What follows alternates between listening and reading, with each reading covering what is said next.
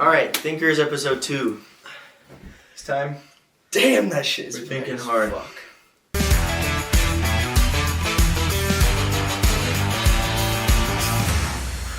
No, this isn't a hostage video. This is Thinkers number 2.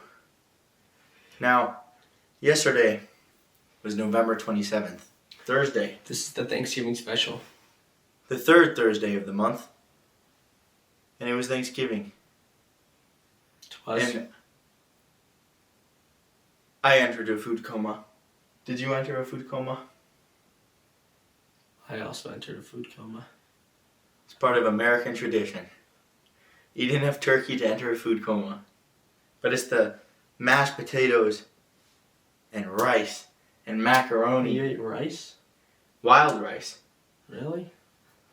Yeah, Wait, that's important to talk about. we make a wild rice with little bits of celery and chopped up mushroom.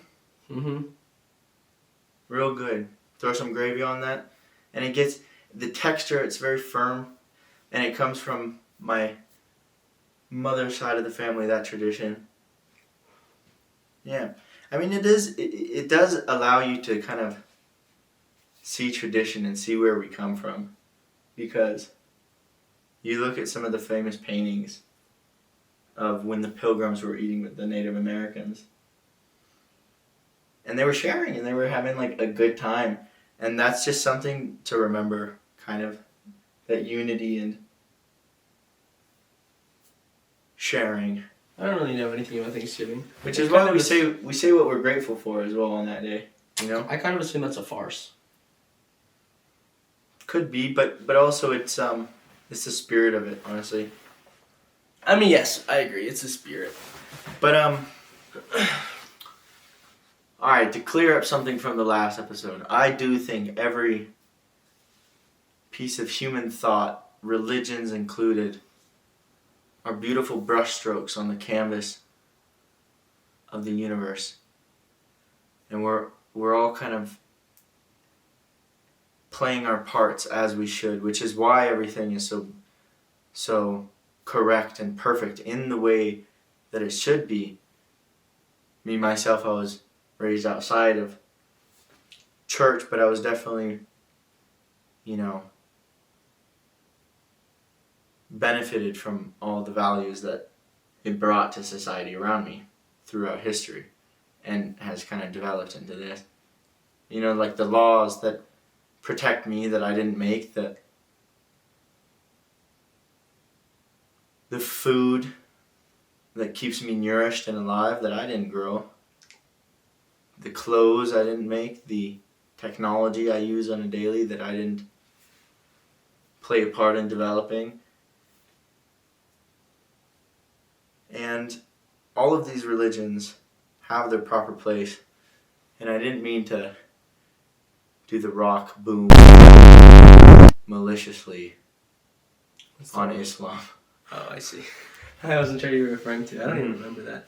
What was I going to say? I think law is an interesting thing to talk about too. You reference law keeping you safe. I never really think about law. I saw a quote the other day on what was it on? I was watching somebody do a documentary on like prison, and who was it? One of the people that he was talking about said, "Do the crime that you can afford to do," which I think is interesting. Do the crime that you can afford to do. I mean, it just depends what crime, and it depends what is at stake. Like last episode, we spoke on soul a little bit, and just the presence of that kind of nature. And earlier today, we were talking about one of our experiences we had as a duo, as a friendship, riding motorcycles through the northern mountains of Ha Giang in Vietnam, which is honestly a common backpacker thing to do when you're in the region. But it's pretty peak. It's pretty out there to do. And we were talking about when we leave in the casket, what's the value of that? And again, it's something probably beyond money. I can't go back to being a 20-year-old riding motorcycles illegally through the backcountry in Vietnam, you know? And it comes back to, again, like, do the crime you can afford to do. It's like, some of these crimes, it's not just crime in human construct and law. It's the fact that your soul's at stake. It's the fact that if you do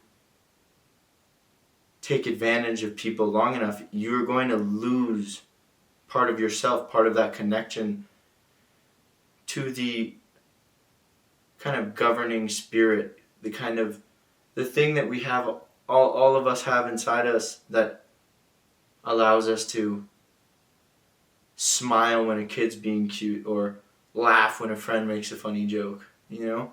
And it's that pure essence of humanity that's inside of us that is at stake more than your time when it comes to some crimes. But yeah, I think if you're hungry and you have no money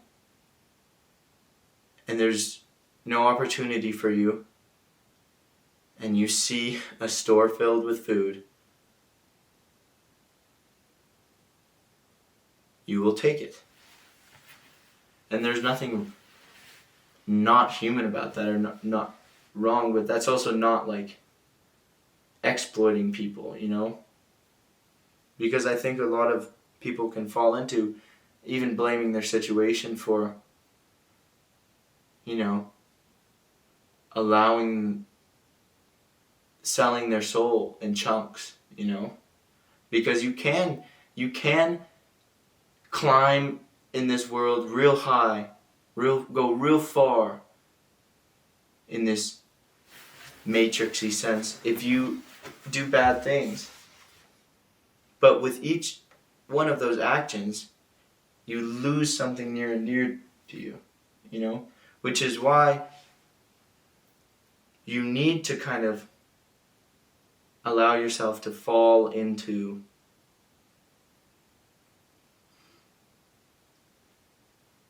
the guidance that is set out there for you by that same force that, you know,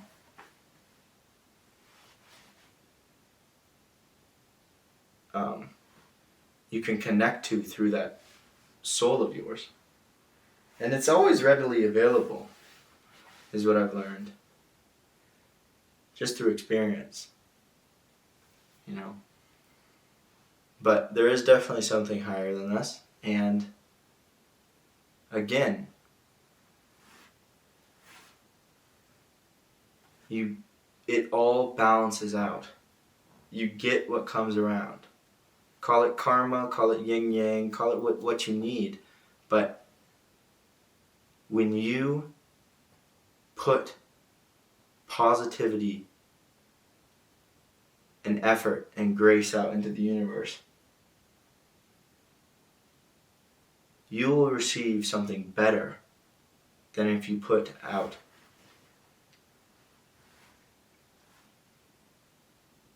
greed, self-righteousness, superiority.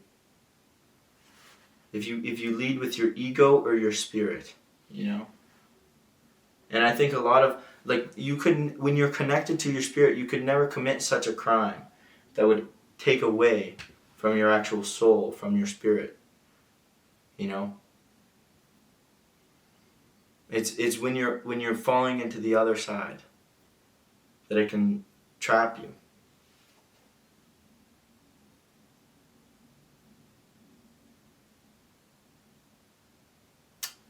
Yeah. I guess I'm not really sure how to feel. I don't really feel too strongly. I guess. I guess I think maybe it's like an egotistical or entitled thing to say, but I guess I always feel like I understand morals in my own way. Hmm. As in, like I guess I think that when I think about, like, religion and morals and, I think it comes down to kind of like an animalistic thing where it's like, if you have like a bunch of wolves in an area, you have like two packs and, like, in this acreage of land. And one group's here and one group's here. And this group starts to intrude on this group. They start to fight because they're animals, and that's kind of what'll happen. And, like, I think about humans in a way, and it's like, I guess I think about the idea of free will, and it's like, I think the baseline of, like, subjective morality is that when you're enforcing your free will onto somebody else in such a way where they start to lose their free will, that's when morals kind of appear, right? Right. So it's like, from my perspective, it's like... So would you say that it is wrong for someone to forcefully impose their will on someone else? Yeah. I would say so. And then where did that moral come from? I think it comes from, like, an animalistic kind of sense, So these like, animalistic senses, they're just ingrained within us. Yeah. And do you think we can agree on them? Yeah. Or I think that from, like, a biological standpoint, it's like, even, like, you and an animal, right? Like, if you go up to an animal and you impose your will on, like, let's say a deer. The deer's just chilling and it's just eating grass. Mm-hmm. If you go up to the deer and you try to pet it, you're imposing your free will of petting the deer onto the deer, and it might attack you. Whereas deer are very peaceful creatures, and if you were to just leave it alone, it's not going to mess with you, It's like, like videos you see of people getting attacked by or not bears, but, like, because they're predators, I suppose. But if you were to go and attack, like, a moose or something like that, like, I think if you just give it the space that it needs, it's not going to unprovoked attack you, right? Like, the videos you see of people getting attacked by these creatures, it's when they go and fuck with it. Sure. And I guess that's kind of how I see animals. Right. Because it's not like humans need to kill other humans to survive in a predatory bear sense. Sure. Maybe they do, and maybe that's kind of part and of it those too. Animalistic instincts. I mean, it's the same thing where it's like, there is something within us, which, for example, I don't know if you've ever smelled it, but burning hair. That's terrible. It just smells foul. Now, why does burnt hair smell so foul? Because it means it's like a danger warning hitting our brain, right? It's women, and men, but something very extreme happens to their brain when they hear the sound of a baby crying. It kind of amps it up and says, all right, we need to help. We need to change something, And I think we can say that, yeah, there's these animal instincts, such as, like, the archetype of a hero, who sees injustice and feels such a moral drive to make it right, It's like there are these animalistic instincts that we share amongst us, and you can agree that when you go against these things, when you go against what they say we need, when you don't get sunshine, even if you go down to the level of biology, if you kind of don't play into the laws of nature, which also go to the spiritual level and to the right and wrong and good and evil, you fall out of balance and you lose parts of yourself that are important for keeping a higher connection. And I think the camera might be out of battery. No, it's still going. I changed it to 30. Really? Yeah, I lowered the frame rate. It's to 28. Yeah. I guess it's so interesting because you also think that, like, there's two moral tropes that you see in fiction and fantasy where it's like, one is like the idea that the powerful need to protect the weak, Right. and one is that the powerful are are dominating the weak. Oppress the weak. Yeah.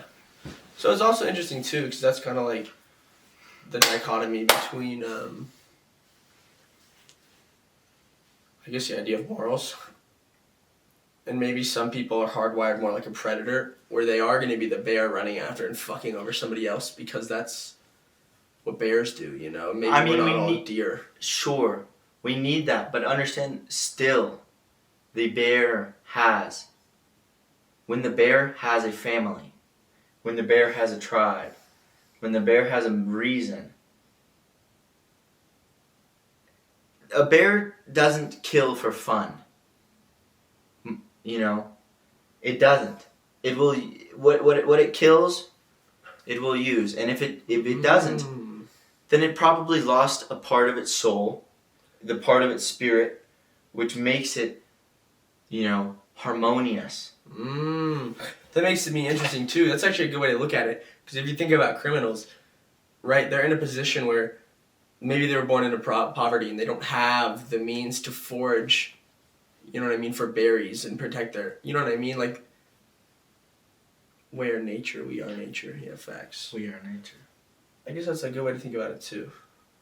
Like, a bear is only killing because it needs to, you know? And I'm not saying like killing as in like literally a human being going and killing somebody, but I'm thinking like from the perspective of like bears need to kill to eat, you know? Well, bears don't murder. A bear's not like murdering, you know?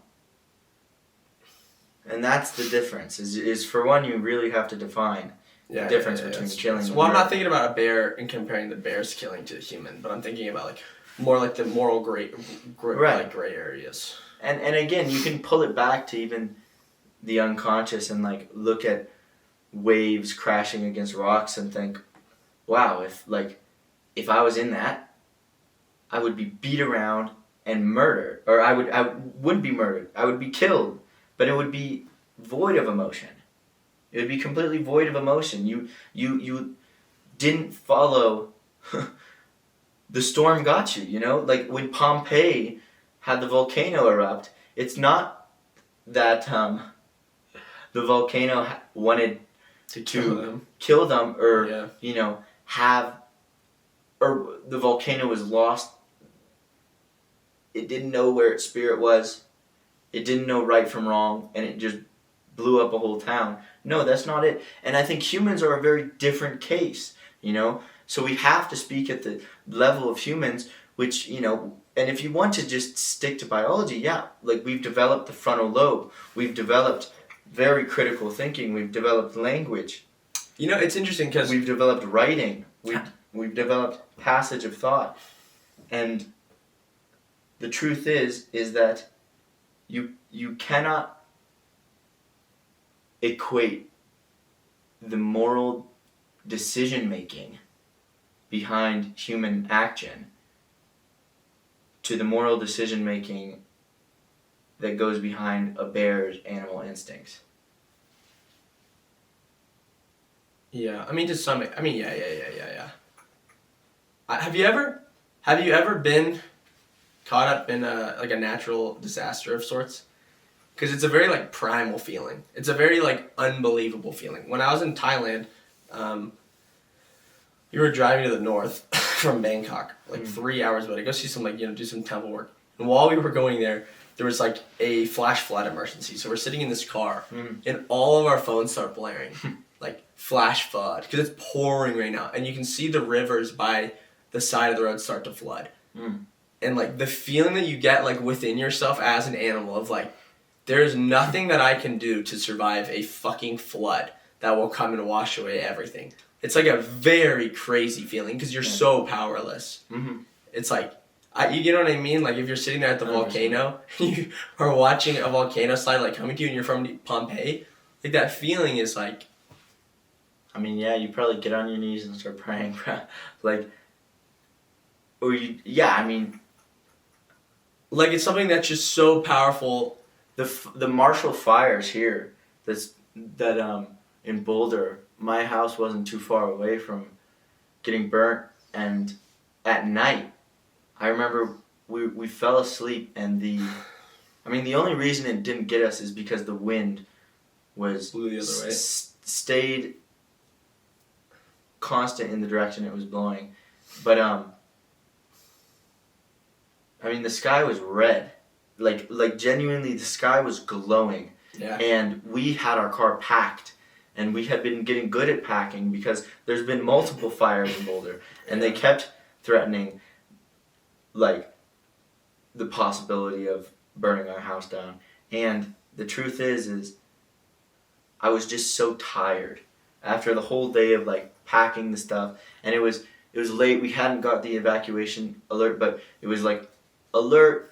It was like 8 p.m. I said, all right, I'm gonna get an hour of rest so I can be good for my family when we need to evacuate.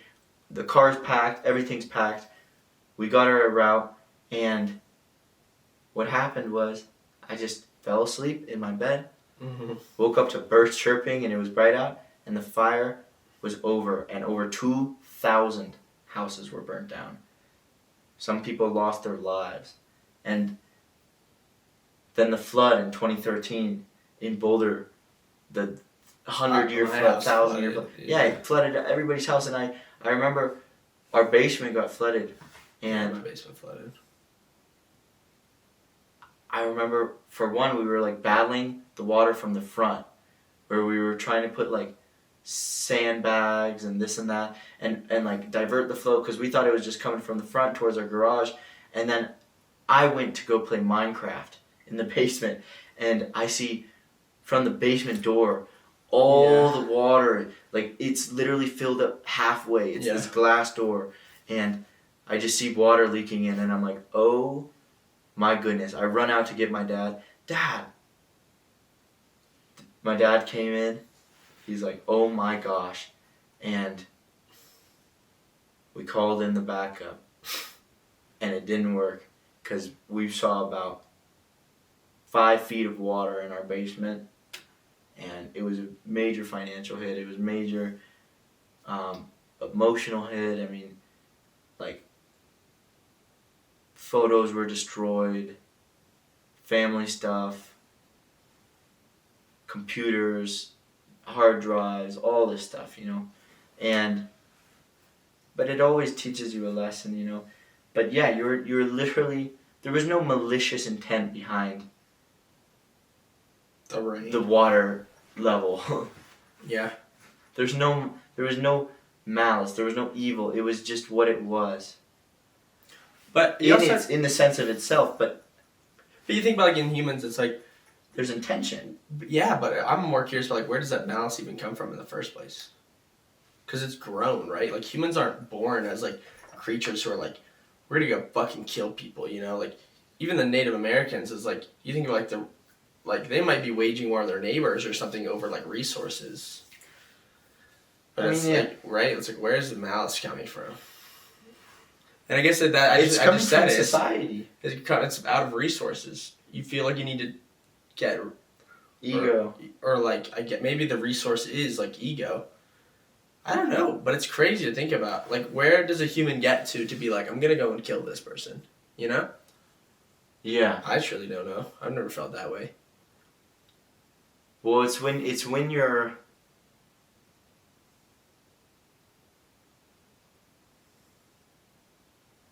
so isolated and lost. I mean, it's interesting how most like mass shooters in the U.S. were on SSRIs. Like, they were prescribed SSRIs, antidepressants. Oh, yeah. And it literally... Dude, I mean, we are creating... Well, yeah, I mean... Through society, people who cannot listen to that internal spirit. We are shutting it up. We are trying to harden the pineal gland. We are trying to go for people's health. We are eating complete schlop. We are eating chemicals. We are eating numbers. You know, you shouldn't look on the back of a food thing or go and get your food from where you get it and have the food have a bunch of chemicals that you can't even pronounce and numbers on it. That's just not how humans are meant to kind of thrive. Your body is a temple. Your body is your connection to the higher power. You know, this is where you exist during this period of time. In the present, but also in your body.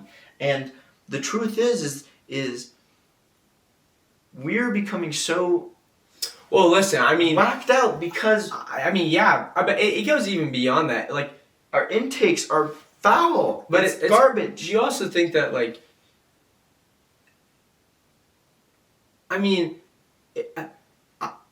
yes, I think that you can also see, though, it's like way deeper than that, though, because it's like, think about in Europe back when like water wasn't clean and everybody was drunk all the time. Everybody was literally drinking liquor as their source of water. So like their bodies were probably being trashed. The reality is worse than that. It's the fact that it's like social media is like essentially you're doing fentanyl every time you open up your phone. So you're actually like geeking out on your phone, but also think about like, I mean, okay, so think about it like this, bro. Like, a lot of Americans are like addicted to their social media. They don't get exercise enough. They don't go outside enough. It's like, they don't get enough sunlight. They're isolated. They're on social media too much. They don't have a good community or like a social circle. They're not getting their like basic animalistic needs of like community, sun, and then it's like, and then they go to like a doctor and they're like, hey, I feel bad. It's like, no fucking shit, you feel bad. And the doctor's like, bro, just take this drug that's gonna make you feel worse. I mean, it's gonna make them feel better, but it's gonna ruin their lives. Yeah. So the whole system is set up where it's like you're eating bullshit, you're addicted to your phone, you're not getting sunlight, and then you're getting given these drugs which aren't gonna help you. Like, there are definitely people in the world that need anxiety medication and depression medication. Like, there are people that have chemical imbalances or have severe trauma where they actually need drugs to, like, help the chemicals in their brain work. But if you are But also, are the ones we're giving them working and what they need? Well, listen, bro, because some people certainly need medicine to, like... Sure. Some people certainly need medicine. But it's like, bro, if you're 20 years old and you are going to the therapist and being like, I feel anxious and depressed, and they aren't being like, well, how much time do you spend on your phone? Well, what are you eating? How much exercise do you get? How much sun do you get? Like, every time I leave my house and I go on a hike and I just, like, I'm not on my phone, I'm, like, in eternal bliss. And I get back from the hike and I'm like, dude, life is so good. And it's like, how many people do that? I don't know. Probably not a lot of Americans. And the psychiatrist or the therapist, they don't give a fuck. They're not even going to ask these questions. Where it's like, the reality is, it's like, I bet you if 90% of Americans who feel that they need to be on medication for anxiety and depression, like, went outside and did a 1-hour hike once a week, would probably not feel the desire to take drugs. When I was in 3rd grade, I was like a really rambunctious, crazy kid. I guess I wasn't being challenged enough, or whatever you want to say it. But the teachers went to my parents and they were like, you need to give your son anxiety, like ADHD medicine. You have to put your son on it. He's too disruptive. He's not listening. We need your son on ADHD medicine. And can you imagine that, bro? Giving a 3rd grader meth. You're giving a 3rd grader meth. And my mom was like, I'm not doing that. And she refused. But think about that, bro. They are trying to give 3rd graders meth. Yeah. Like, that's crazy. I mean... That's crazy. And then my life would be over. From 3rd grade for the rest of my life, I'm taking meth every day. And then you're just a cog in the system. It's not even about being a cog in the system. It's like, you're literally giving 3rd graders meth. I know, but what is a 3rd grader... How is a 3rd grader who was given meth going to survive in this world? Like, what path are you logically going to take to, you know, have a roof over your head? The camera totally stopped. Go and check. Have food? Now put your camera... Okay, that's fine. We'll have a black screen. That fixed his leg, his running pain, was when he started running again. And something that I know, as a climber, if you tear your ligament in your hand, let's say, like you get like a pulley injury, the worst thing you can do is, I mean, I guess this is for a ligament specifically. Right. The worst thing that you can do when you get a ligament injury is not use it. Like, if you are a climber and you get a pulley injury, like your ligaments will heal to the baseline. And if your baseline is fucking ripped in half and you don't use it, it's going to stay like that. Yeah. You need to keep using it very lightly, obviously. Like, you're not going to be going on you're not going to be crimping shit, but you need to keep using it. That way your body is more aware than you know. And when you stop using it, your body's like, we don't need this anymore. You break it and your body's like, well, we're not using it and it's broken, so why would we heal it?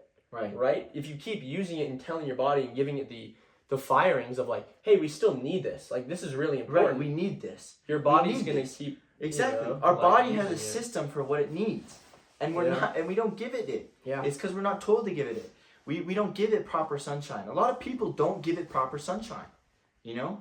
Genuinely. We are meant to be outside more than we are. We're inside too much as a society. Yeah, I agree.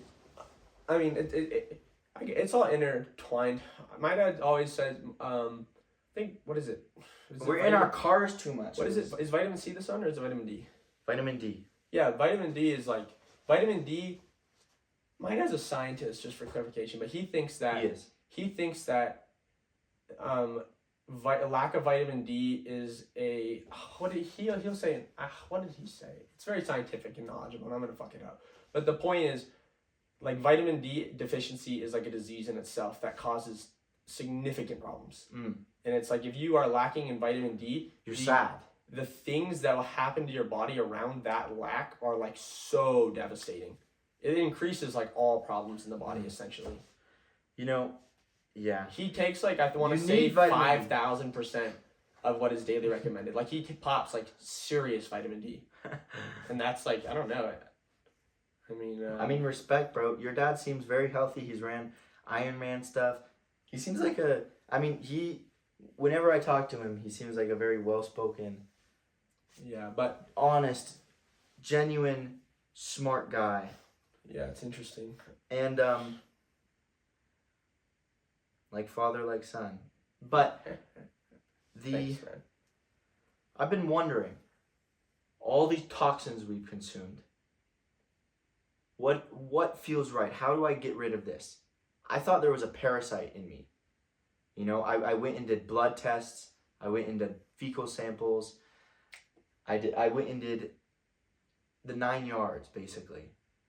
And I didn't have a parasite. I had normal levels from practically everything, you know? And there was no reason. But the thing is I can just tell that there's just something in my actual body which is disrupting it. And what I need, what I've been told, what I've heard, my intuition tells me a true fast, like a 7-day genuine fast. And I don't mean anything. I don't mean you're drinking even black coffee, you know? I mean, you don't masturbate. You don't do any intoxicants. You don't eat food. You drink water. You connect to yourself. You connect to nature. You connect to what's around you. Because you will survive. What? Okay, this is what's interesting too, because it will take out the junk. Whenever I leave the country and I come back to the country, my stomach is in fucking shambles. Like, whenever you come back. Yeah, when I come back, I leave the country. So when you start eating U.S. food again. Yeah. When I leave the country, I'm eating I might not even be eating bullshit. I might be eating bullshit out of the country too, but it's like, whenever I get back to the U.S., like, my stomach knows that something is wrong, and my poops are off, and my stomach hurts, you know, from when I get back to the U.S. And I guess a lot of people talk about okay, here's what I'll say. America has some of the worst gut biomes on planet Earth. I guess you'll have to fact check it, but I know that American gut biomes are really bad because we eat a lot of processed food. We don't eat a lot of leafy greens. We eat a lot of meat and potatoes and salt and sugar, right? I mean, just things that are allowed in our food. Our gut biomes are bad, which is very, very signifying of what we're eating, right? And when you leave the country, you might have insane stomach aches. I don't know. Here's what I think about. When you leave the country and you're eating food outside the country, maybe your stomach's kind of in shambles because this is the first time in your life you've eaten real whole food, unprocessed, raw food, and your gut biome isn't used to it. And it's probably the mating period. You know, your stomach's kind of in turmoil because you're not used to eating real food. And then you come back to the U.S. and you're eating the slop again. Your stomach's like, oh, okay, we can go back to this phase. But what you were saying, it makes me think about fasting. Fasting is scientifically proven for some people. I don't know how beneficial fasting is for everybody, but I think for men, healthy men, fasting is certainly a good act of cleansing your body of negative cells and stuff, because it's going to eat negative the dead cells energy first. Too. Negative junk in your spirit. And if you search up it has to be that, because you are going to be tried and tested by your desires. Like you will want to eat food, right? Yeah. And that's not just your body, like your brain, your spirit, you're craving stuff. And that is something that is, gunk in your spirit. So you're not only your body doesn't only like autophagize, like autophagy. I mean, think about this. Autophagy. It doesn't only eat itself and start with the bad stuff, but you're literally cleansing your spirit. Think about this, bro. The human race, we are literally the most, what the fuck? No. Some of the most athletic creatures on earth. Mm-hmm. If you think about the way we used to hunt shit, we used to just run for days on end until the other predator was tired. Think about that. Think about if you right now ran after a gazelle to kill it because it couldn't move anymore. Think about that. Because we can sweat and they would overheat. But think about that. What state would you have to be in right now to be able to run a fucking deer to death? Nobody in the world can do that. Survival. Right now. No, but it's not even. No. I'm talking Hamza tribe. No, but go to Africa. Okay, that's fair. But I'm thinking think about the actual animalistic feats that you must have as a human to be able to run a deer to the point where it dies of exhaustion. I mean, there are probably 0 human beings in America that can do that, and at one point in time, every single fucking human on Earth could do that. Like not every the person who's that all the men in the village. All the men in the tribe. So all the men on Earth at some point in time could run probably fucking 24 hours straight to go kill a deer. That's crazy. Or hide in the bushes or lure it or whatever. Yeah. But I'm thinking maybe it's an exaggeration. Maybe that's. I mean, we have to use our bodies a whole lot more. Our survival depended on our physicality so much more in the old world. I guess another argument is the life expectancy was fucking 4. You just basically die immediately. Well, that's also because a lot of people didn't make it out of their childhood. When people don't make it out of their childhood, if someone dies at 4 years old, let's say there's 5 people, right? Someone died at 4, and the other 4 died at 70, right? That brings the average down a lot. Because that goes to the child mortality. 284 divided by 5 is what, Liam? 284 divided by 5 is 50. 56.8. 56.8 years. So think about that. Everybody else lived to 70, but someone died at 4. The average is 56.8, right? So the thing is that we just got way better at all of that kind of stuff. But yeah, if you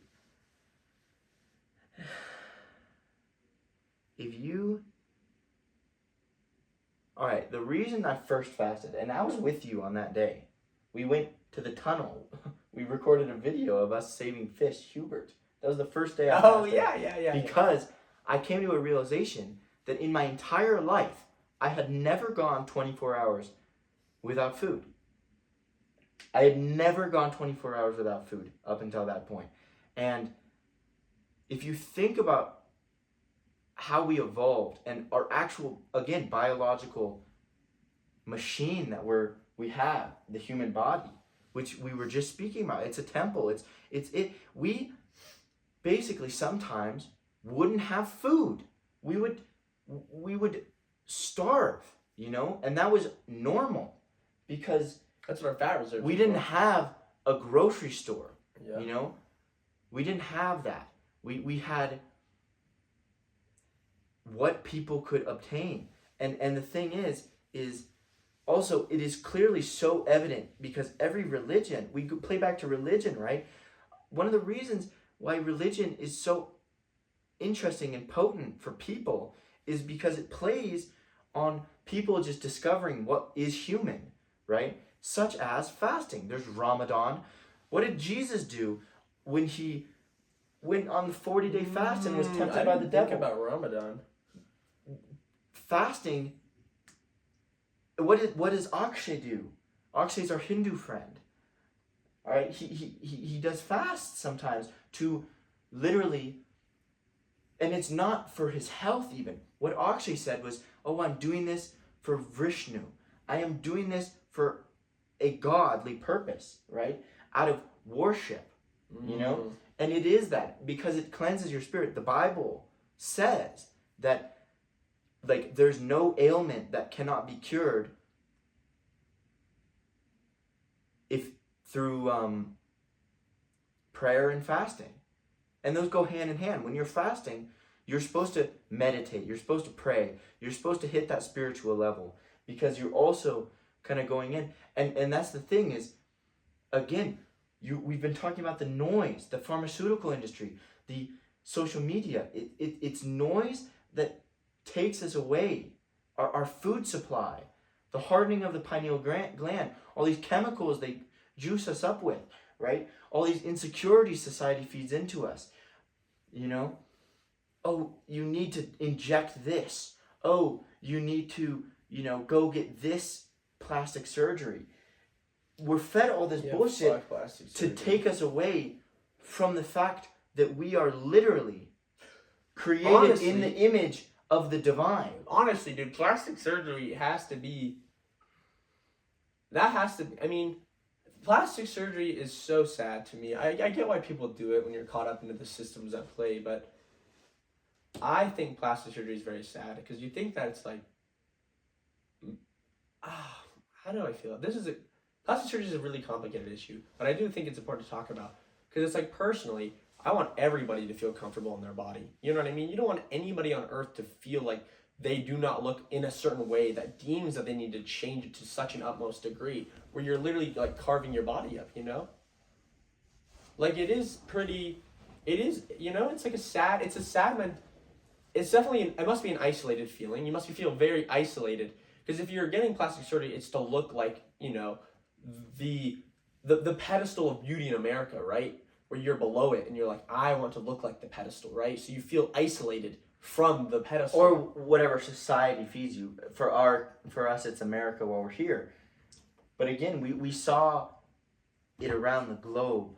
You saw it in Korea, Yeah. Where everybody's getting plastic surgery. Yeah. And the truth is it just comes from a society who's so disconnected from the power that's within, from the power of the spirit, from the power of the soul, from what that can connect to, right? Because when you think that your solution lies here in this physical world, right, to these very complex issues, such as feeling comfortable in one's skin, a little bit of peace of mind, and when you don't know to look there. The same way the people who don't know any better, who put their kid on ADHD meds when they're in 3rd grade, they're misguided and they don't know any better and they're being pushed that way. It's society pushes us towards these really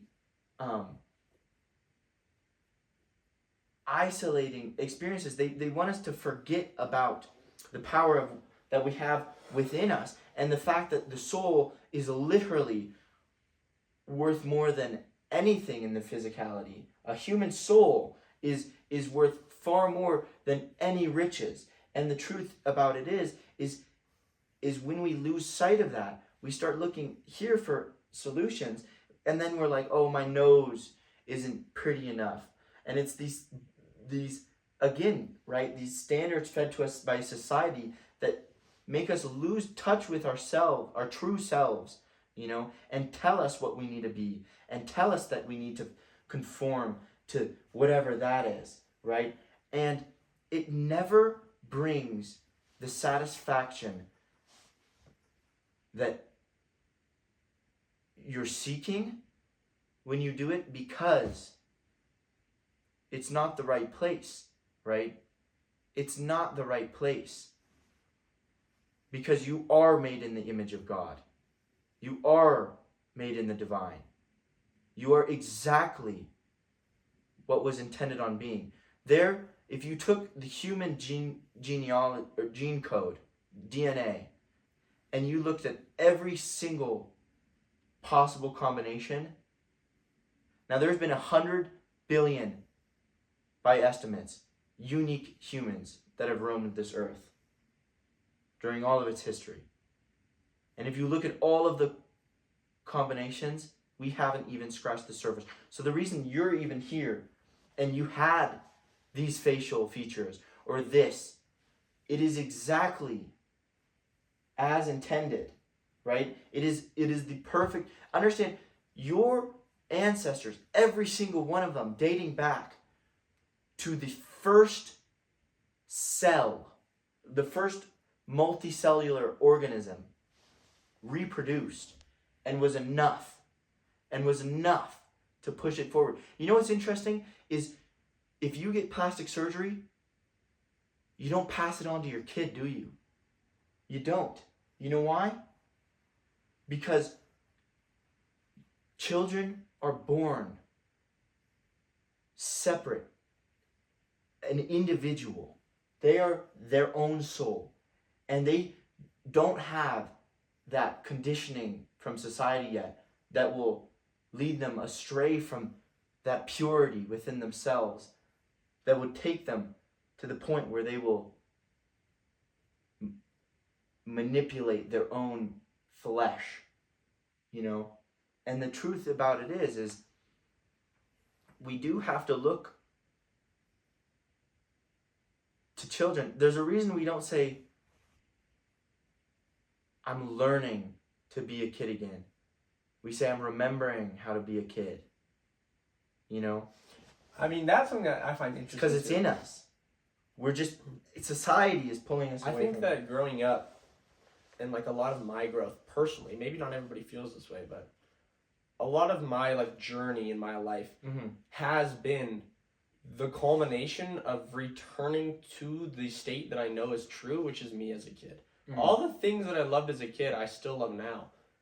Like all the nerdy shit that I like, all the stuff that I enjoy doing. You know, you go to middle school and you find the cool kids and you know what to be is cool and how to be cool is, you know, A, B, C, D. And you literally alter your soul. Maybe not necessarily your soul, but you literally alter your state of being to exist in the social group, to fit in and to be cool and to have friends and all this.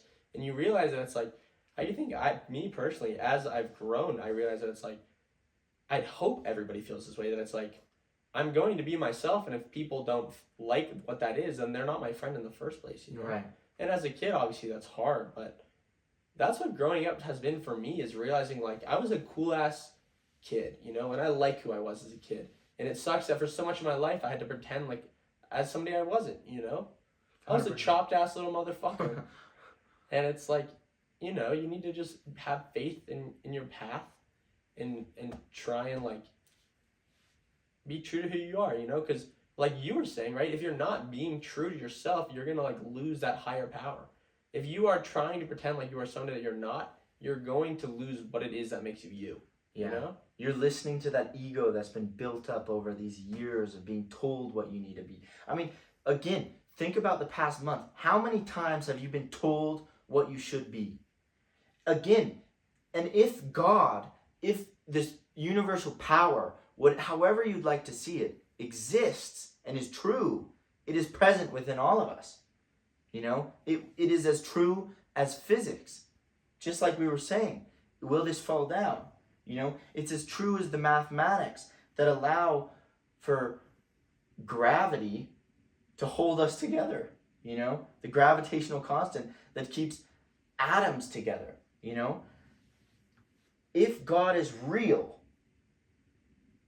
it is, or that power, that connection to the soul, right? It already plays exactly the role it needs to play in your life. So again, yeah, faith and the confidence to just be your authentic self. Because the truth is, you know, it's interesting how when you're listening to music, there's different genres. There's different types. People like different things. But one isn't necessarily better than the other. It's Facts. And the best thing a musician or an artist could do is play their song, play their story, you know, to the most authentic, true degree that they can.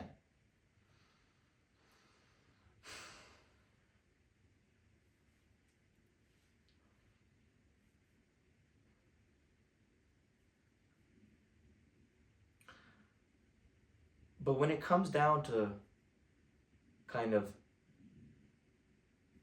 looking for a better way to do things within your own life, because it'll ripple out. If you kind of foster, if you foster love, listen.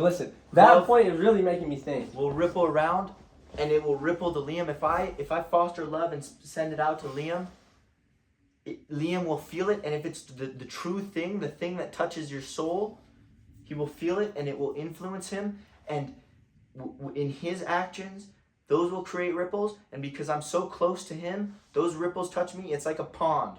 We're in a big pond, and when you drop a stone in, and all those stones, it lets ripples go, and each moment, each action is a stone, and I'm just sending the ripples, and I hope that they can be the good ones.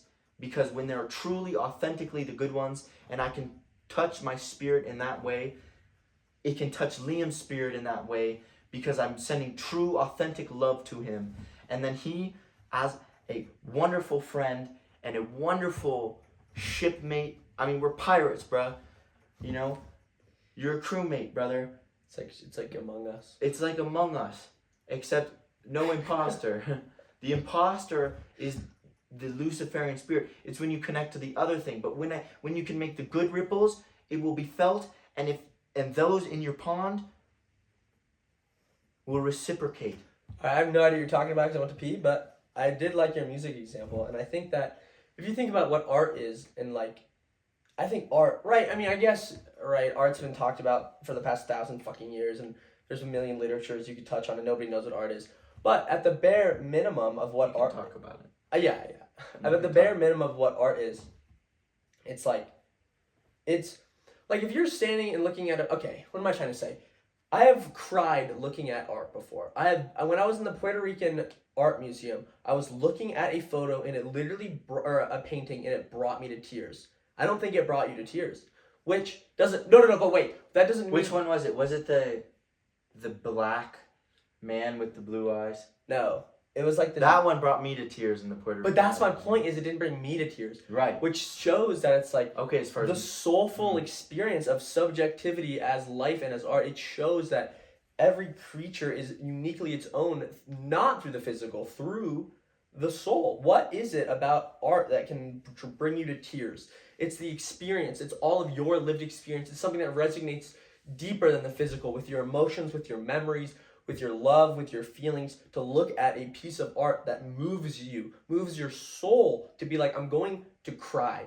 My physical being is going to be affected by this physical being in a way that makes no fucking sense, right? And it affects both of us differently. And it shows it's like, all right, it's like no art is better than the other, right? Art is subjective, and you're talking about genres, and it's like, everybody's going to listen to different genres and be like, I love this. And someone might be like, oh, I don't love that. I don't understand this. I understand this. And it's, art itself is just a communication. It's like it's a channeling, and when artists can just truly show what's there, even artists who you could be the artist who can communicate through your guitar, like Jimi Hendrix. I mean, listen, bro. Charlie, one of our friends, Right. Charlie, he says that art, when it's at its like finest, when it's at its purest, you're not doing any input. You are taking your Charlie Kohler. You're taking your conscious flow from the universe. You're bringing it into your being. You're not interacting with it, and you're just letting it out. Mm-hmm. And that's all it is. And that is art at its finest form. And I think that's beautiful, and I think that's a good example. 100%. The idea of art is like, art is raw and provocative, and if you think about what art has been, and it touches on that dimension, right? And art, when you think about what it is historically, it shows the human experience. Art pushes the boundaries of what can be said, what can be shown, because there are forces at play that don't want. Listen, bro, everything is so interconnected. Art is something you think about, like Nan Goldberg in her photography series. It was a photography series where she went in and showed what did she show? I'm gonna fuck this up, so I don't want to even say it. But the idea is you're showing things that shouldn't be shown, like sex and gore and maybe drugs and love and things that are kind of at the time back in the early 2000s and the late 1900s were not to be shown, because powers were at play that didn't want these things to be shown, right? Right. But again, these things can be shown, but when it comes to for example, pornography, like you said, pornography sex and isn't gore. art. Okay, maybe the gore isn't the right word. Well, it depends on how it is used. I mean, understand, there's a character to each culture as well. There's a character to each country. There's a character to each person.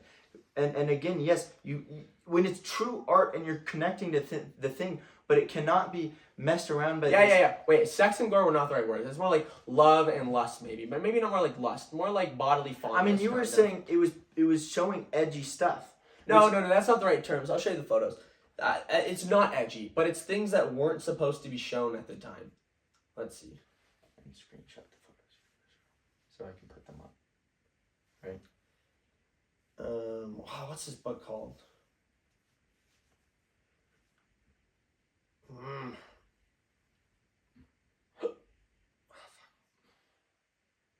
It's shit like this. Nan Golden. I say Nan Goldberg. God damn it. Whatever. Wait. It's alright. But shit like this, you know? I don't know, like provocative. Like they're not even really provocative, but there's a specific. I mean, it is provocative in some sense, like that. Take a screenshot of this one. Yeah. Is her name Nan Goldberg or Nan Golden? All right.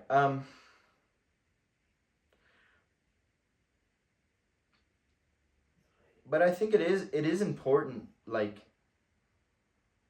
this is the photo that I was thinking of. What kind of? It's called The Ballad of Sexual Dependency, and it's like a photo series of like the human experience. It's something like this. Okay. You see what I'm saying? Yeah, like, I see what you're saying. Like this stuff. Yeah, I mean, again, something interesting I found through my own art is that it can tell my future in a lot of the ways. And it tells stuff about myself and stuff I need to learn, that it's like the doors of perception, right? Art allows you to kind of, when you're tapped into a door or something and you're in that experience, express it. And then sometimes you leave that because your present moment and your movement of life just flows on, and you can read back in. For me, it's poetry sometimes, and I can read it and it reads back in, and I can read poetry I wrote 2 months ago, and it predicted and laid out and said the future more than I thought, and that just tells you even more about how, so art's connecting to that part of us, that spirit, that soul that connects to God, that connects to the higher power, that connects to what's above the physicality of our world.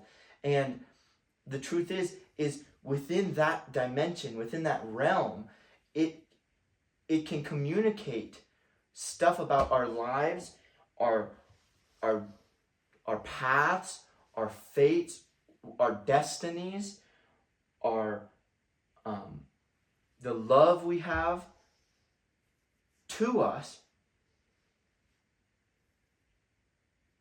and give us guidance. Like it's communication as much. Like Kohler said, yeah, you can, if you could pull the higher power in, this energy, and communicate that through yourself as copper conducts electricity, as a conduit, you're left with something that is as powerful as prophecy, which is why it has formed prophecy forever, and it can help you guide your life, Okay, I'm still thinking about the point earlier. I want to take it back. I guess now I'm curious about what you have to think about this, because this is my point. I think that sex in America is kind of a taboo thing, and it's brought us to the point that we're at with porn and the sex industry. And I think that as a society, if we were more open about sex and what it is to be a human and that desire of sex, everybody desires having sex. Well, wait, just let me keep going. Every human being has the desire to have sex because we're fucking animals. And I think that oftentimes we are bastardizing that idea, that feeling of sexual desire is being bastardized in a way where now you're repressing it, and it's a repressed urge. A repressed urge is a demon. now it's manifesting as a demon because you are trying to fight this normal feeling that you have as a human, because in society we're told that sex is a bad thing. And I think that's how we're getting to a point where everybody has a porn addiction. Everybody's watching porn. And that's why the porn industry is thriving, because people aren't allowed to feel their natural feelings of, I want to have sex, you know? Right. And it's made taboo. They're made to feel guilty about it. Again, they are taking us away from our body, from our true nature, our spirit. And that isn't to say openness as in fucking go to orgies on fucking Sundays or anything like that. No, we're talking about the fact that it also has been like bastardized and attacked, and you're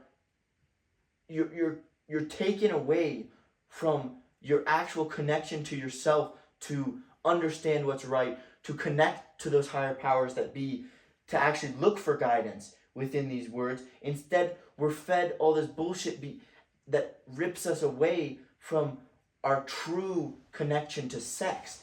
Sex is important and it is fundamental to humanity. Here's what I think about. Listen to this. So when they were building the Vatican, I don't want to fuck this up. I want to say Michelangelo was doing the paintings and the sculptures of the stones within the Vatican, right? He was, right? I want to say it was Michelangelo. Anyways, I think he did do them. There was somebody. I think he did do some. There was somebody in the Vatican who was painting right on the ceilings and everything, and he was doing the sculptures. And the cardinal. That's Michelangelo. Okay, he was doing everything naked. Right. And the cardinal came up to him and said, "This is a disgrace to God. You making these figures naked is a disgrace to God, and I'm going to we're going to take you off the project." And then the Pope got brought in. And Michelangelo said, I want to say, quote, I think this is exactly what he said, "We are brought into this world naked. We are brought out of this world naked. Why would we not be portrayed at our highest points in this Vatican as such? Because this is what we are naturally." And the Pope liked what he said. So the first thing that Michelangelo did was paint the cardinal naked. It was the first thing he did. It was out of spite, but obviously whatever. And once that Pope passed away, the next Pope came in. And you know what he did? He defaced all the art. He cut all the penises off of all the sculptures, and he covered up all the penises on the wall. And it makes you think, that is what I think is problematic, right? When the human body is beautiful. The human body is beautiful. And why do you think so many men struggle with their penis sizes and body images and how they look? It's because they aren't allowed to accept the way we look, the way that humans are supposed to look, different and beautiful. And I'm not saying that people should be fucking running around the streets naked, but I'm saying it's we need to be able to love our naked bodies as they are, as animals, as the foundations of our being, without feeling ashamed and needing to cover up, because that's what we are, And it's I think that shows very fundamentally a lot of problems that we have, where a lot of animalistic, just basic things like our bodies are turned into something that we have to fear almost and change. Yeah. And it's why are people getting plastic surgery? Same reason that people are ashamed of their penis sizes, Things like that. It's because we're taken away from our true spirit. Yeah. Because if you are truly connected to your spirit and liberated from the judgment of being yourself and your true self, your naked true self, and you no longer live in fear, you would never feel insecure about who you are.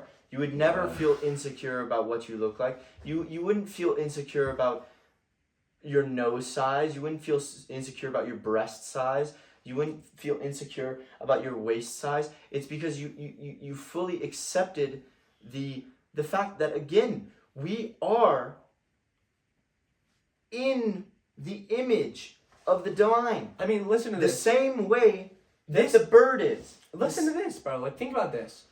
The first time I ever... Okay, I'll ask you. When have you ever seen somebody in your life naked? Or when has anybody seen you in your life naked in not a sexual context?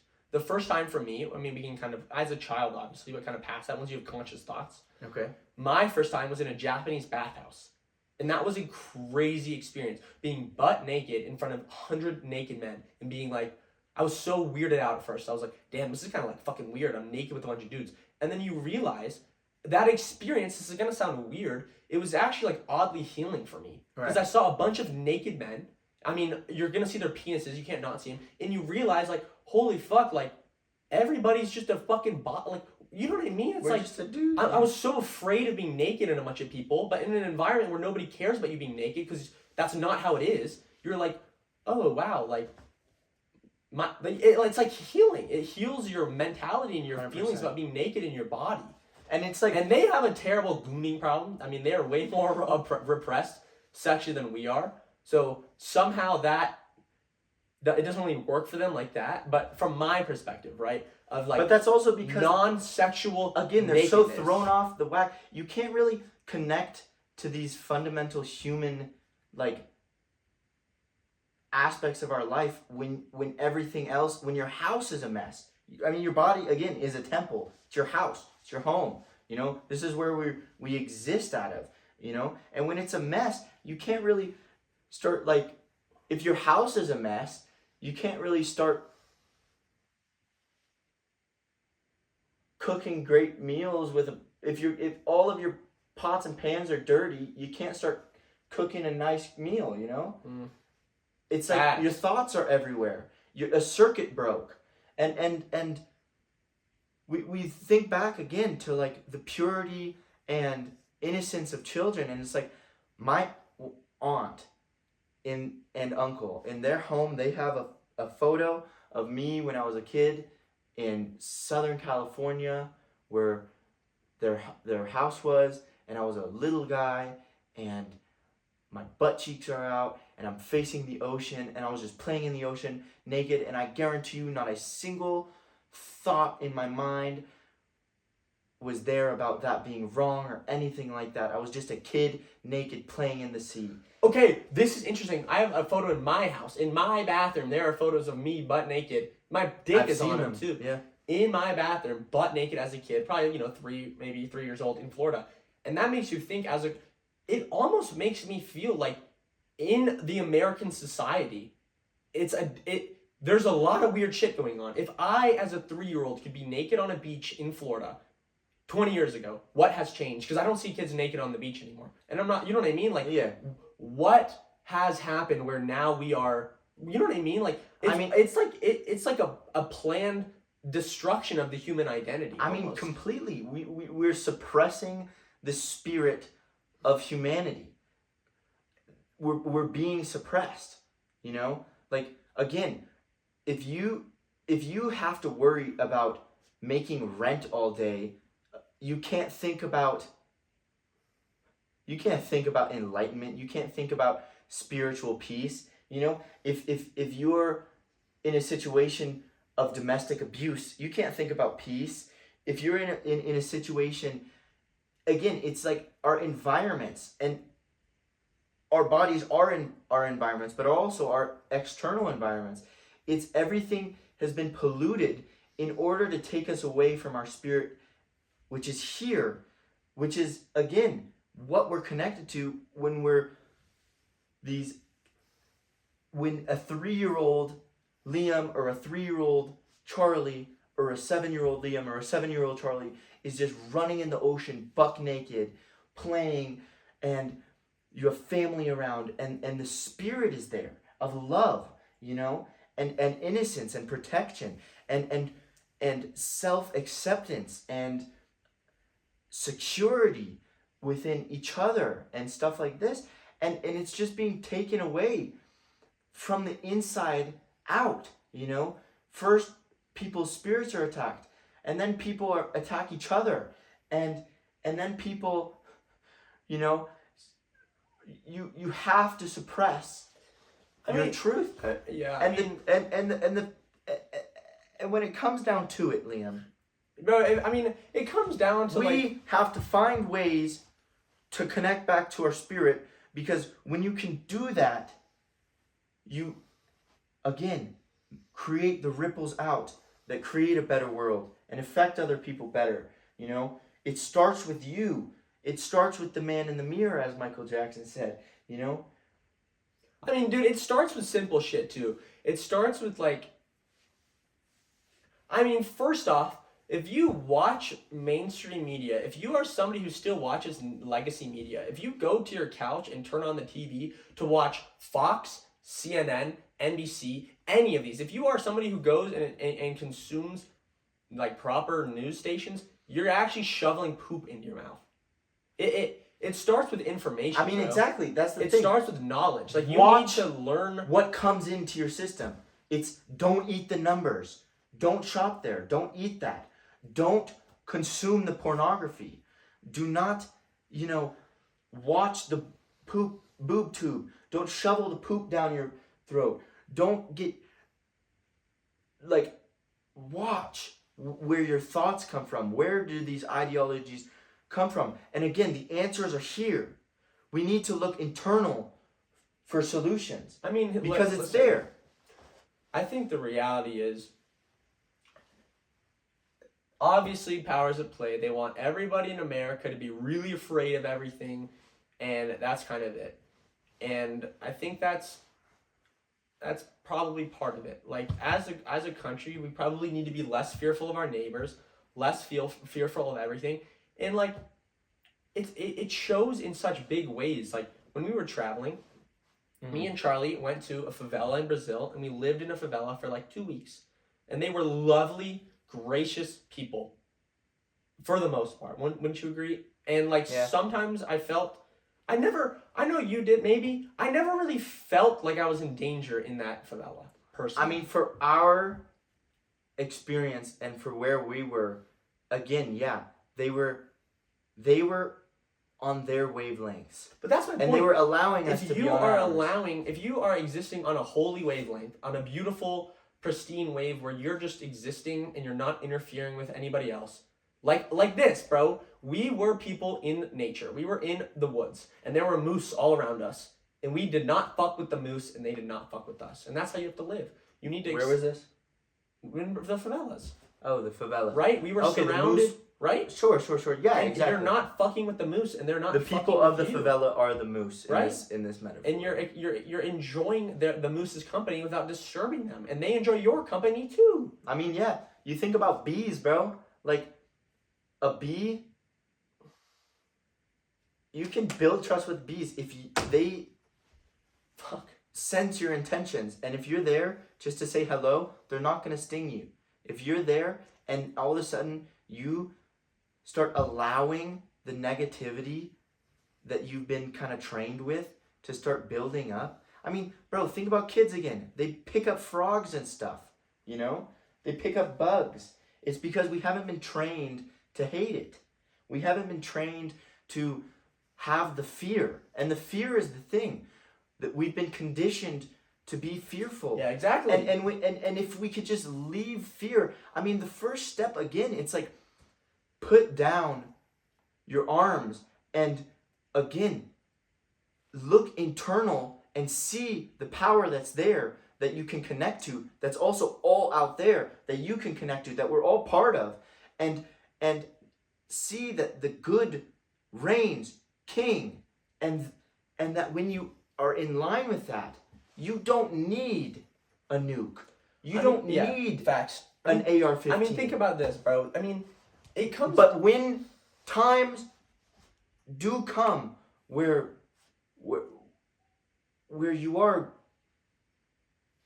oppressed, understand the difference between murder and killing. Because just communicate with your spirit. Because hard things will have to be taken and done, right? But you understand that if you fall out with the truth that's there, the universe, the morality, the animal instinct, the love, the forces that are above the physicality, if you truly fall out with that and you're on this mission, it will not. I mean, think about this, bro. It really is play out in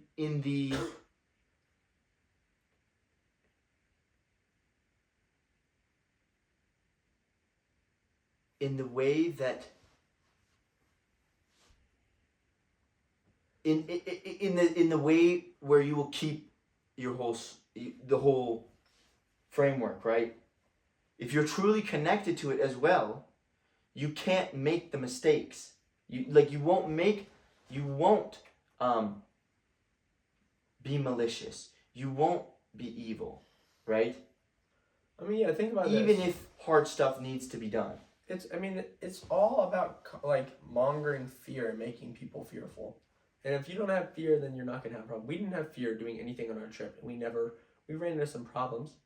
I mean, fear definitely came up. Fear definitely came up. You cannot tell me we didn't experience fear. You're right. We were having crises and brainstorming sessions and what we needed to do with our life. That's real fear.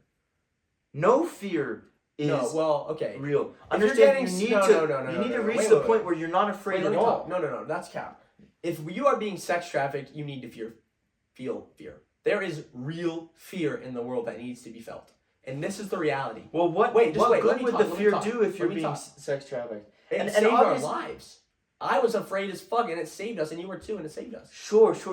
Wait, let me talk. I'm about to break it down. Okay. There is real fear that needs to be felt, okay? If somebody is next to you, and they're drunk, and they have a gun, you need to feel fear. You need to get out of the break.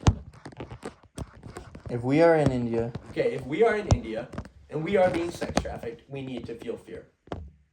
Okay?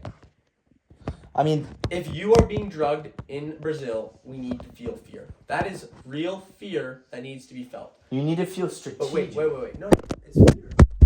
The reality is, not a lot of people in America have ever felt real fear. And that is the reality. Or maybe they have. I think that a lot of people have completely broken fear.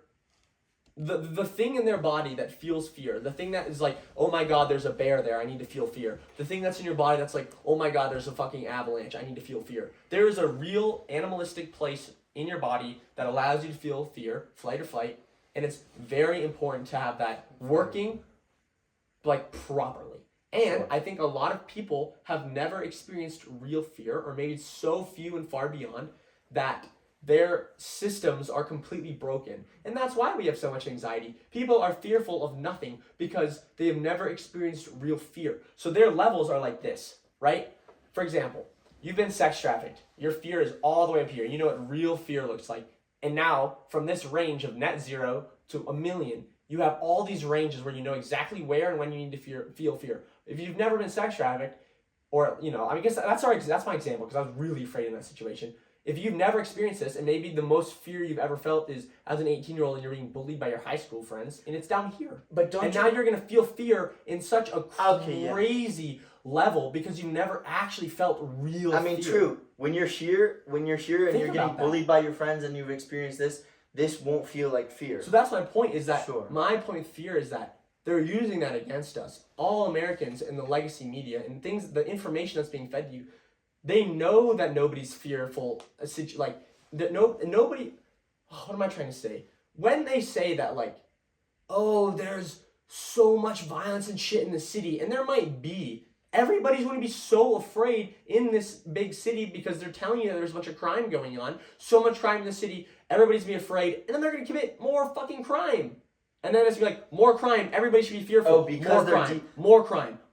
Right. Because the fear is stacking because the ripples. Right. So it's like... If you sow, you reap what you sow. And when you're sowing the fear and you have a whole society that is just, in fear... They're going to just commit more... They're going to be more violent and more... And what happens if you make a rat fearful of something? It's going to start attacking shit, right?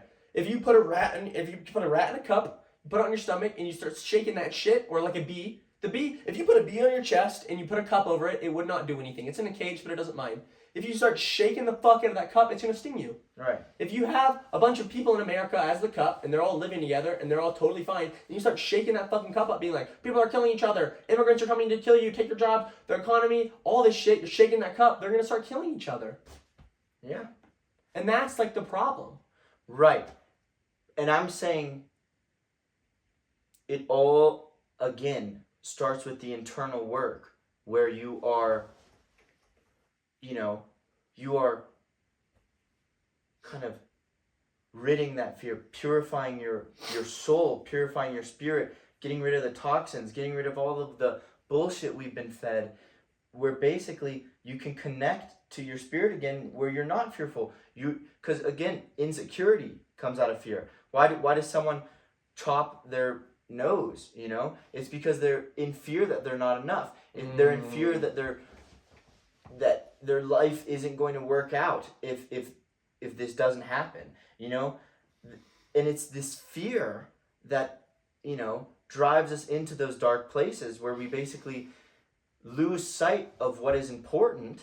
And when we lose sight of what's important, it leads to an environment that is just worse and worse. So you need to make the conscious decisions to practice kindness, to forgive yourself, to let go, to not eat the crap, to resist temptations that bring you down, and build yourself up and build the people around you up, because at the end of the day, you are in charge of your own community for your share of the responsibility, and you need to make the good ripples, because we're in a world right now which is fragile. We're hurting, and again, that's that animal instinct, that's that godly thing in us that we don't want to see that. We want to heal. We want to feel good about ourselves. We want people to have enough to feel comfortable to where they can, do the internal work, where they're not having to worry about rent and food prices, and if they're going to be able to feed their kids, or if the school is going to be proper, and where they don't have to worry about, or where they're not in fear, where they're not thinking everybody's going to come and kill them, because they have such confidence in that which is above us, and the fact that there is rhyme and reason, and that it will work out, and that as so long as we stick to our guides, to our the knowledge that is within,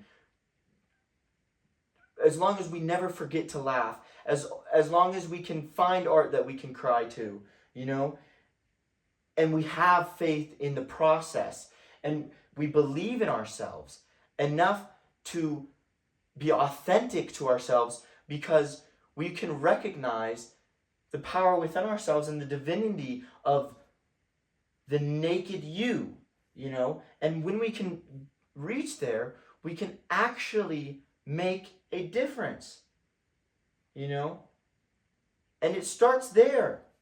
You have to be selfish to be charitable, because if you don't have nothing to give, it's, but again, the person who has $100 and is willing to give 90, it says a lot more about where they are within themselves compared to the person who has 100,000 and is willing to give 500, but also, I'm probably like $1. I mean, it depends who, man. Yeah, I guess you're right. Yeah, you're right. And you also cannot make your money in a method that takes away from that. You have to always check in.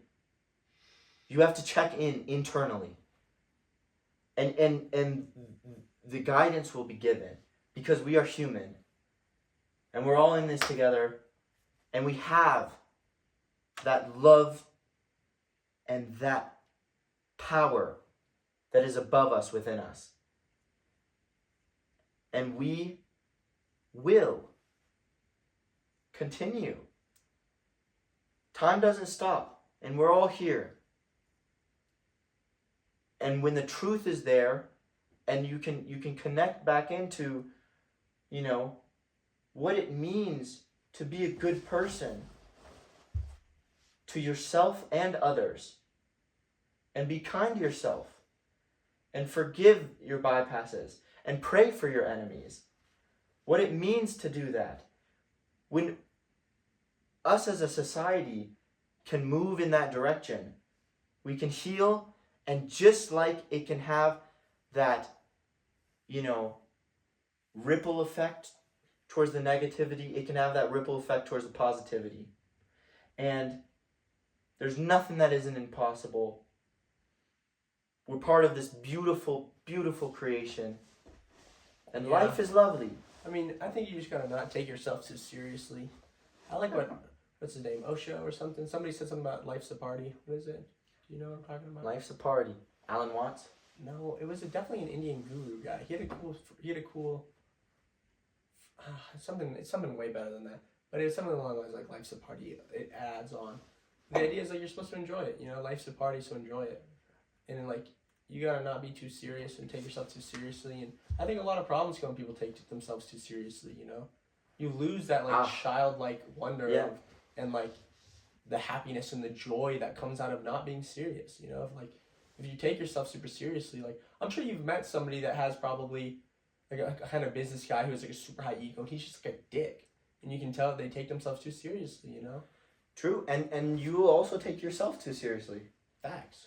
Like and it's important to just build a foundation of self connection. It comes back and internal work to the point where but it comes back to like not even like that in like a where you can recognize it and when you do start taking yourself too seriously, you can take a step back from that and you can.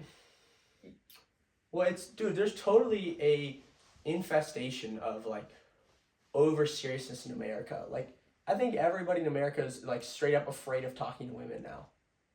And that comes from taking yourself too seriously. Things like that, Like there was a time not everybody, but like me, probably. Well, it's when you find yourself in that situation. Again, recognize when you do take yourself too seriously and work through it. You have to be present, and when you're present, you can allow the things that come up in your life, because stuff will come up in your life. Again, like we're all temporary. My parents are alive right now. My mom and dad, they will pass. So will yours. Shit will come up that you will have to work through. And the point is to not get stuck on it, right?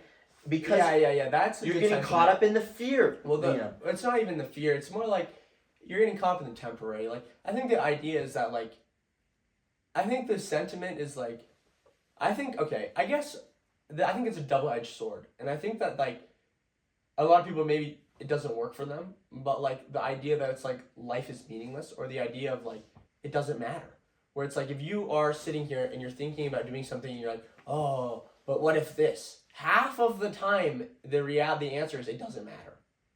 I'm thinking about like you're talking to a girl. There's a beautiful girl in the gym, and you're like, I really want to go talk to her. What's and then to lose all for most these of these things come up. situations? Oh, she doesn't want to talk to me. Oh, maybe I'm not looking enough. And the answer for all of those blockages is like it doesn't matter. Like it doesn't matter. So if you go up to her and you're just like, hey, like, how are you? My name's Liam, right? And she says like, ew, I hate you. You let that shit just bounce off you. Doesn't matter. It doesn't matter. You're just existing here. Obviously, it's like, don't go and fucking bother people, but like that's the idea where it's like half the time you're not even bothering them. No, people love to talk to people. Yeah. So it's like give that girl the compliment. Yeah. Don't be creepy or anything again. But like that's the thing is all of this fear. It's like don't be creepy. Yeah, it's like intention. It's the intention. It's like there's a lot of fucking creeps out there, obviously, but it's like the intention of like that's part of it. You need to get to a place where you as yourself are so complete. There's no chance of creepiness. There's no chance of being like in a negative where it's like you're in a position where there's no way that she would be like you're a creep because you are whole and you're going up there and you're not doing anything. You're just like, hey, how are you? Because you're complete. You have no expectations. There's no bad energy radiate off of you that would permit, oh, you're a creep. And the how worst do you can get say there? is no. again, if you fill your mind with the toxins, if you fill your mind with pornography, you're going to have a perverted mentality when you're talking to women. And that is going to, again, disrupt the vibe, the law of nature, the part of us that's below that spirit, that piece of connection. And when you have to watch what you feed yourself. I mean, dude, think about this. Because you are what you eat. It comes back to being an animal, bro. Think about that. I think, therefore I am. Think about if you were a monkey. Think about what porn really is to the brain. The subconscious that's watching porn, it has no idea what's going on. Maybe you can consciously watch porn and understand what's going on. Imagine if you were a monkey. Thinking about what porn is from a monkey standpoint. Your subconscious brain is watching, every time you watch porn, you're watching women have sex. To your monkey subconscious, it probably thinks that that's you. You are like the most lustful monster on earth. You are watching maybe 5-6 porn videos every time you jerk off. You are, to your subconscious brain, having sex with 6 people every time you have watched porn. So you are like the super goon lust monster in reality. Right. Every time you watch porn, your subconscious brain is like, wow, we just had sex with 6 people. Right. And then that subconscious, you take it to the real world, and then all of a sudden you don't know how to talk to women in the real world because all of this fear has been built up because you have lost sense of your spirit and your actual sense of self. You're here, you're present, you're physical, right? You have legs, you have arms right here, you have eyes, you have a sense of sensation, you have these senses, so you need to bring it back into what's real because the fear lives in the imaginary, right? And again, you're talking about there's some good fear where it's like, I'm in a dangerous situation. But then again, is fear when you're in the situation, when you're in the natural disaster in Thailand and all of a sudden the roads are starting to swell with water, is fear what's going to actually bring you to security there? Or is it thought and following what you need to do properly? Is it giving your best shot? And maybe fear is in that. Yeah. But here's the thing. Fear is the root of this suffering and inaction and disconnect from our beings, I mean, I guess when something like happens and everybody that's afraid, they start to run or like panic, that's when the shit happens. That's when the stampedes happen and people get, pounced on. Sure. Or if everybody were to orderly walk out of a building, they would make it. And then the fear is what makes people run and like fucking kill each other by jumping on each other. So I guess there's a certain reality, but it's like, yeah, it's not the fear that saves you. It's like the conscious, coherent thoughts of like, okay, I need to get out of the situation logically. But again, women, as a man, as a straight man, it is just in your animal instinct. It's in your God. It's in your nature to, seek out connection, to an intimate connection and relationships and love. Right? These core aspects of being human. And the thing is because you've been eating so much crap, because you've been feeding your brain so much crap, all of a sudden you're so disconnected from, going with the flow and being genuine and being kind and being loving in a wholesome manner.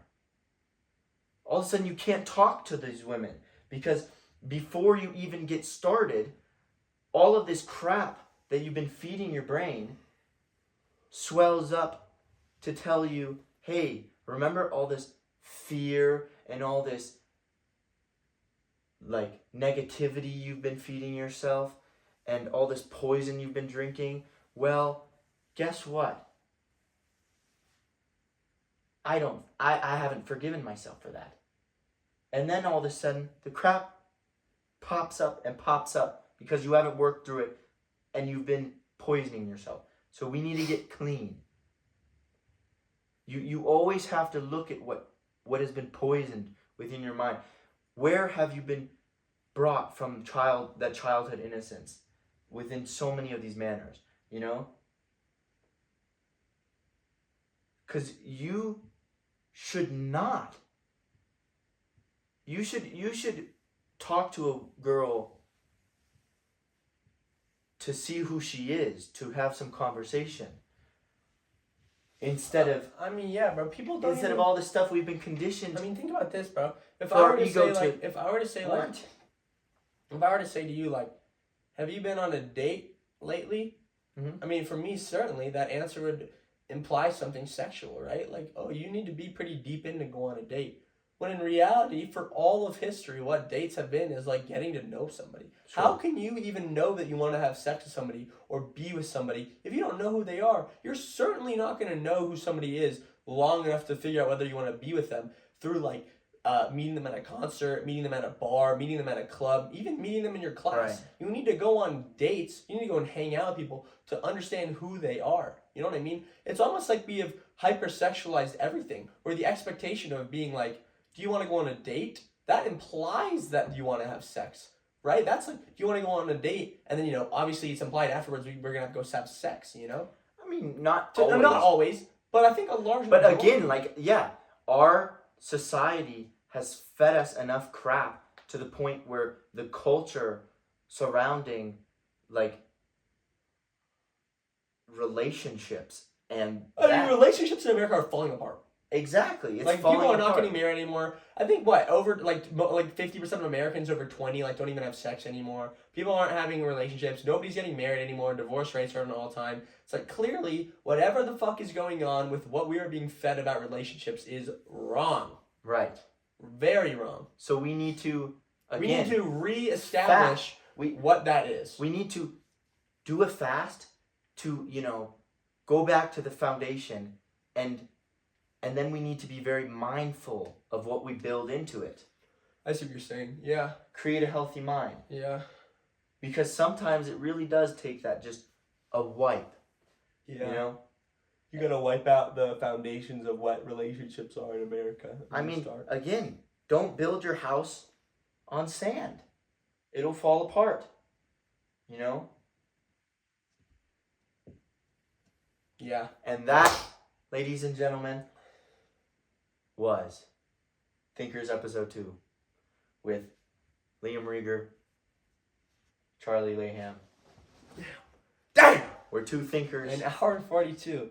Two yappers, two thinkers, philosophers, retards. We're just trying to figure our own lives out. Let's be real here.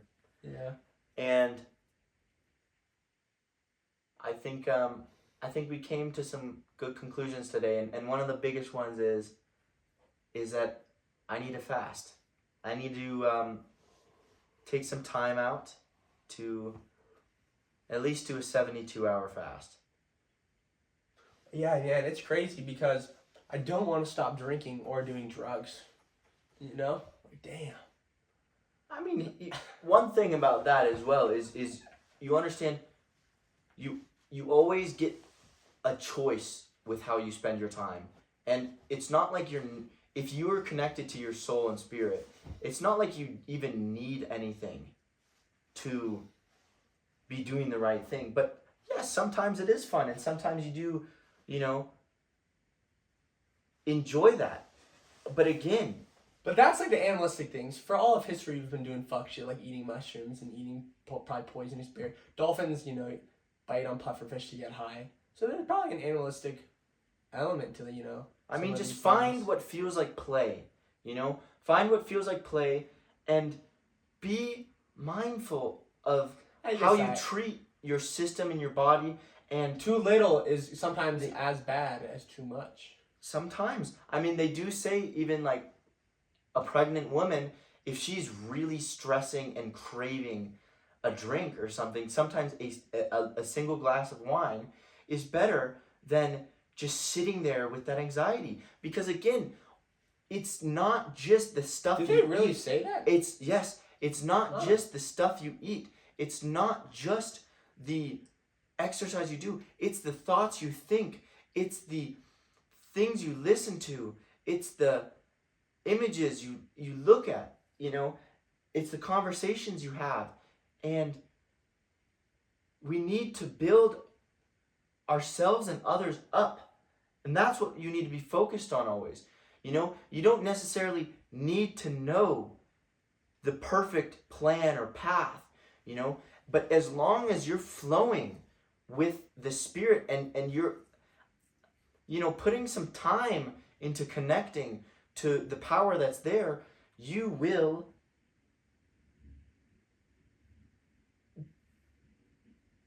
be beneficial towards yourself and others and be a positive mark on this world, which is what everybody should strive for.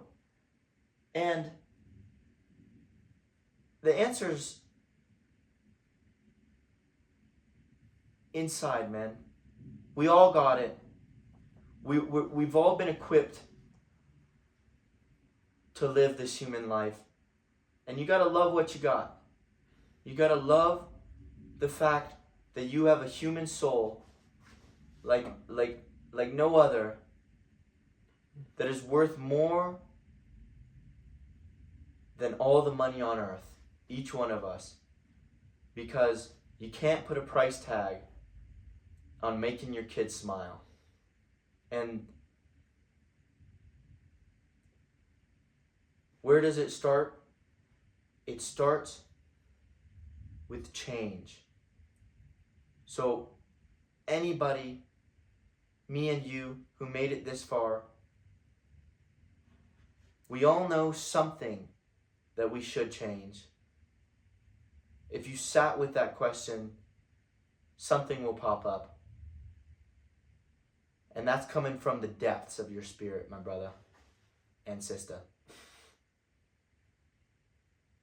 And do that. Let's grow. Yeah. And my caveat, like you did at the beginning of the episode, I have to go back on my Nan Golden comment. It's not that art is good when it portrays, like the terms I used were like sex and gore. That was a terrible choice of words. It was more about like the idea of maybe like, it's like the gray boundaries. At the time, people did not like the images that she produced because they were taboo. You know, it was taboo to talk about like love and sex and things like that. But my point was that art is at its most beautiful when it's raw, you know, as the human experiences. You know, be as raw and vulnerable and open to change and new experiences as you possibly can. And not afraid of judgment. And not afraid of facts, not afraid of judgment or outside perspectives.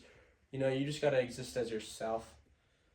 Otherwise, you will never, you know, you'll never be happy if you aren't yourself, you know.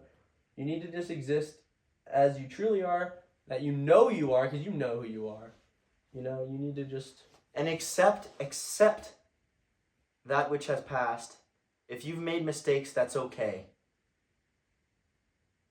And just try to build a better future for yourself and those people around you that you care about. And with that,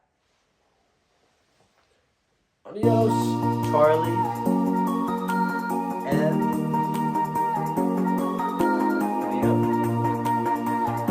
signing off. Thinkers episode 3 coming soon. Where we action talk subject. Go out and do it.